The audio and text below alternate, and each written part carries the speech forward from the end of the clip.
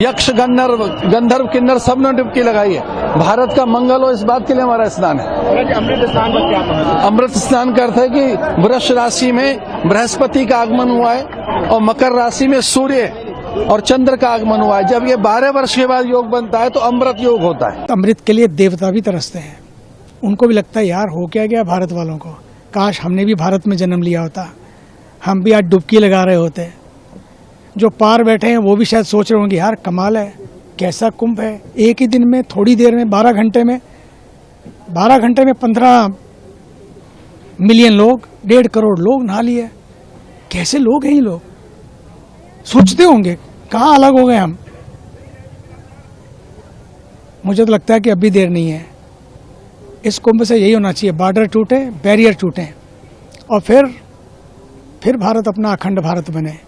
दिल में क्या रखना, छुपा छुपा के क्या रखना, आओ सामने आओ, बैठो, बात करो और इस वतन को इतना एक बना दें कि इस देश का फिर वो जो संगम था जो है वो फिर बन जाए। यही संगम का स्नान है। फिर भी संगम के तट से मकर संक्रांति के पावन पर्व पर मैं बहुत सारी बधाइयाँ देता हूँ, लोगों को शुभकामना देता हूँ कि सच्ची बताऊँ आप सबको यहाँ आना चाहिए। ये निमंत्रण जो दिया हमारे देश के ऊर्जावान प्रधानमंत्री जी ने और आदरणीय योगी जी ने कि आओ कुंभ चले, आओ कुंभ चले। मैं तो कहूँगा आओ कुंभ आओ, आओ कुंभ आओ, संगम में नहाओ, क्योंकि यहाँ पर का दृश्य जो है इतना दिव्य है, घर बैठकर उसकी अनुभूति नहीं हो पाती है। फिर भी एएनआई आपको कोशिश कर रहा है उन सारे दृश्यों को दिखाने का, और सारे चैनल आप लगे हुए हैं उन सारे दृश्यों को दिखाने के लिए, ताकि आपको लगे कि सचमुच ये केवल अमृत स्नान नहीं बल्कि सनातन के अमर होने का स्नान है। एक सनातनी को गर्व होना चाहिए कि गर्व से कहें हम भारतीय हैं, गर्व से कहो हम हिंदू हैं, ये करके, क्योंकि ये हिंदू धर्म में, सनातन धर्म में ही ये संभव है। ये सब बातें सारी दीवारें तोड़ के और सारी दरारें भर के, सारे दिलों को जोड़ के जो इस देश को एक दिशा दिखाए, वही तो संगम है। आज लोग दीक्षा भी ले रहे हैं क्योंकि दीक्षा दिवस है, तो दीक्षा भी लें और दीक्षा से दिशा भी लें। सूर्य आज अपनी गति बदल रहा है। मुझे लगता है कि हमें अपनी गति को बदलना है, अपनी मति को बदलना है। मति बदलेगी तो माहौल बदलेगा, माहौल बदलेगा तो मुल्क बदलेगा। जो चल रहा है ना सब बदल जाएगा। बस अपनी मति को बदल लें, अपने नैरेटिव्स को बदल लें, सब हो गया। हैं तो सब अपने ही। मैं तो उन सब अपनों को भी जो भी बैठ के टीवी पे देख रहे हैं, लग तो रहा है उनको भी यार जाना चाहिए था, पर मुझे लगता है जाना चाहिए था नहीं, चले आओ, आओ मिलके करें स्नान। यही तो सनातन का है सम्मान, कि हम हमारी संस्कृति का सम्मान करें और सबको साथ लेकर चले, साथ लेकर चले। इस देश का संगम स्नान करते करते कोई छूट ना जाए, कोई रूठ ना जाए, कोई टूट ना जाए। जो भी है, हाँ जो भी आए भाव से आए, किसी को मना नहीं है, लेकिन बात है भाव की, क्योंकि देश तो सबका है, संगम सबका है, नदियां सबकी हैं। तो सूर्य जब अपनी गति उत्तरायण की ओर कर रहा है, हम भी अपनी गति प्रकाश की ओर करें। इसलिए ऋषि ने कहा असतो मां सद्गमय तमसो मां ज्योतिर्गमय, कि आओ असत से सत की ओर चले और अंधकार से प्रकाश की ओर चले। ये जो अंधकार है ना और कोई दूसरा नहीं है, ये अहंकार, ये अहम की यात्रा, ये नैरेटिव्स जब हम बना लेते हैं ना, फिर लगता है कि नहीं मैं ही सब कुछ हूँ, मेरे द्वारा ही जो होगा वही सब कुछ है। बस उस सब को भूलने की यात्रा है कुंभ की यात्रा। और ये कुंभ तो वैसे भी बहुत प्यारा है।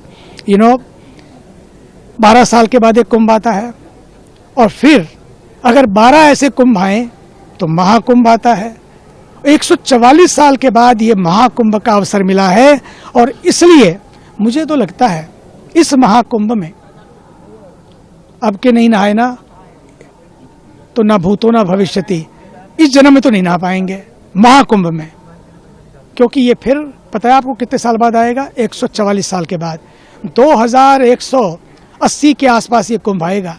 फिर वापस हम कहाँ होंगे, कौन कहाँ होगा, अपने कहाँ होंगे, ना अपने होंगे ना अपने होंगे। इसलिए आओ अपने और अपनों को साथ लेकर करें संगम में स्नान।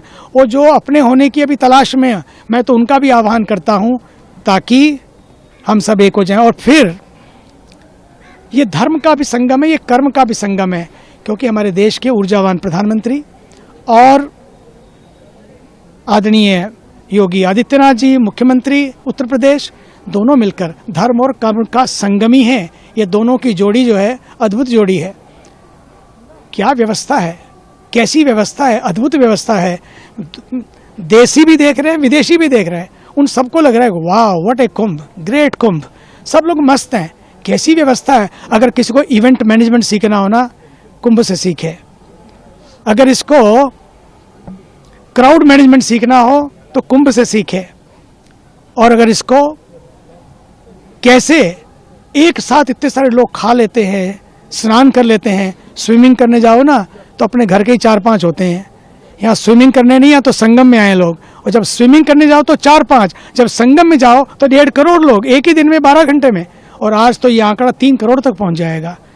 बस ये देश का संगम बना रहे, ये श्रद्धा की कड़ियां टूटे ना, एक दूसरे जो रूठे हैं वो भी वापस साथ साथ मिलकर, संगम खत्म, संगम में स्नान खत्म होते होते 45 दिन में वो भी साथ आ जाए, जो 36 है वो भी 63 बन जाए, सारे मिलकर एक हो जाए। यही तो संगम है। जय गंगे, जय संगम, जय भारत, जय विश्व। बाबा स्वामी जी पहले शाही स्नान, मुझे लगता है बढ़िया किया यार। शाही स्नान तो, बाबा वैसे तो पक्कड़ होते हैं, वो शाहों के भी शाह होते हैं, बादशाह होते हैं। बोले कि फकीरी की अमीरी की, फकीरी की तो ऐसे की अपना घर लुटा बैठे, अमीरी की तो ऐसी की उसे अपना बटा बैठे और उसके घर में जा बैठे। यही तो है फकीरों के में। फिर भी शाही स्नान, बादशाही स्नान, संगम का स्नान तो अमृत स्नान ही होना चाहिए। और ये अमृत का स्नान, ये अमर कर देने वाला स्नान है। सच मानो तो सनातन को भी अमर कर देने वाला स्नान है। जो सनातन था लेकिन थोड़ी डेंटिंग होनी जा रही थी, उसकी भी पेंटिंग इस कुंभ में हो जाएगी। पक्की पक्की बात है। जो डेंट थोड़ा सा आया था ना, कुछ बातों की वजह से, कुछ स्लोगन की वजह से, कुछ नैरेटिव की वजह से, इस कुंभ के बाद पक्का मानो कुंभ होते होते नैरेटिव भी गिरेंगे, नारे भी गिरेंगे, डेंटिंग भी खत्म होगी और पेंटिंग भी होगी। फिर वापस चमकता हुआ सूरज सनातन का, भारत का। और मैं सनातन की बात इसलिए कर रहा हूं क्योंकि सनातन संस्कृति का मतलब है सबकी संस्कृति। पहले यही थी, बीच में कुछ हो गया, कुछ और होता चला गया, फिर वापस हो जाए, हो गया सनातन। और साथ ही साथ सनातन की संस्कृति क्या है? मानवता की संस्कृति है। वो कहती है not my way is highway, एक होता कि my way is no way, my way is highway, पर सनातन कहता है एवरी वे इज माई वे। साथ साथ चलो, मिलकर चलो, अपने अपने ढंग से पूजा करो, अपने अपने ढंग से भक्ति करो, लेकिन देशभक्ति सारे मिलकर करो। यही तो यात्रा है सनातन की, जो किसी को कष्ट नहीं पहुंचाती है, जो नहीं चाहती है कि कोई दुखी हो, कोई कष्ट पाए, किसी का अपमान हो। अपने अपने ढंग से पूजा करो, worship your own and respect all. यही तो सनातन की यात्रा है। भारत माता की जय। सर्वश्रेष्ठ इसमें और कुछ भी नहीं है। उनके बड़े भाग है जो ये आते हैं, यात्रा करते हैं। जैसे आप पत्रकार है, बड़े भाग्यशाली है, जो इसे देख रहे बड़े भाग्यशाली है। बाकी टीवी में हम क्या देख रहे हैं आजकल? अब देखते हैं लड़ रहे हैं, झगड़ रहे हैं। कोई भी चैनल खोलो, फिल्म देख लो, युद्ध युद्ध युद्ध युद्ध। केवल ये है जो शांति है, प्रेम है, इसको देखने मात्र से रोक अड़ जाते हैं। टीवी चैनल तो और भी है ना, उसको देखने से बीमारी आ जाती है। तो ऐसा और क्या होगा? इससे उत्तम क्या होगा? हमारे प्रधानमंत्री जी ने, मुख्यमंत्री जी ने, मतलब हमारी शास्त्रों के ऋषियों ने कितनी मेहनत करी होगी कि सारी दुनिया सुखी हो जाए, एकदम 7 करोड़ लोग हो जाए। हम तो उनको प्रणाम करते हैं, इस धरती को प्रणाम करते हैं, उस भगवान शिव को प्रणाम करते हैं जिन्होंने ये दिया। तो जो आप आए हो, हम सब आए, इसे सबको आना चाहिए। इससे बड़ी शादी करके 2-3 बच्चे कर लेते हैं, क्या उससे क्या मिलता है? दुख। इससे तो बच्चे भी सुखी हो जाएंगे।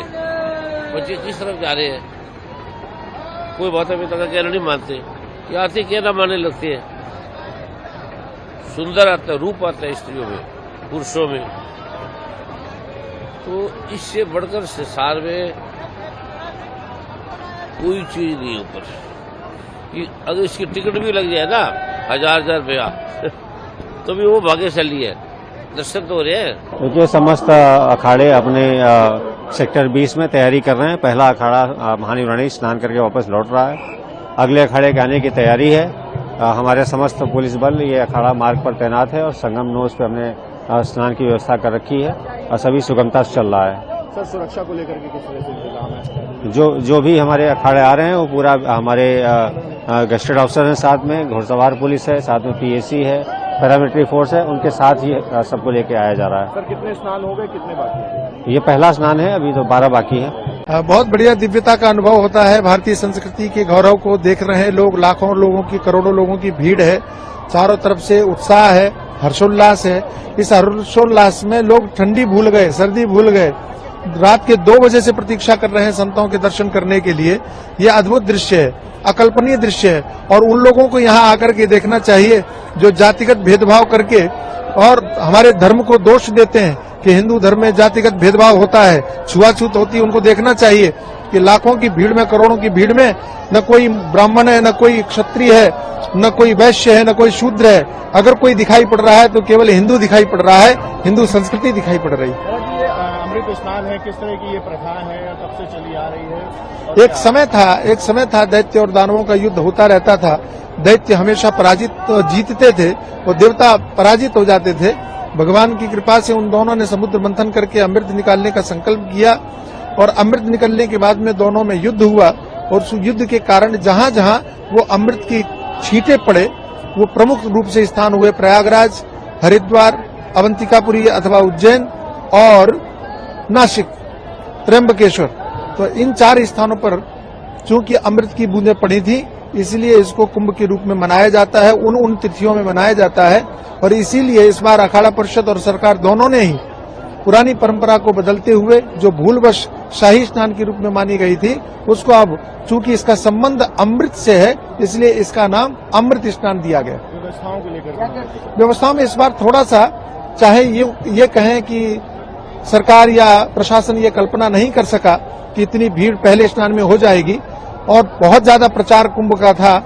मुझे ऐसा लगता है कि प्रथम स्नान में अपेक्षा से बहुत अधिक भीड़ हो जाने के कारण थोड़ी सी भीड़ के कारण अव्यवस्था हुई है, लेकिन जितने कम समय में योगी के शासन ने, सरकार ने अत्यधिक सुविधाओं से युक्त, संपन्न और स्वच्छ और सुरक्षित कुंभ की व्यवस्था की है वो प्रशंसनीय, सराहनीय।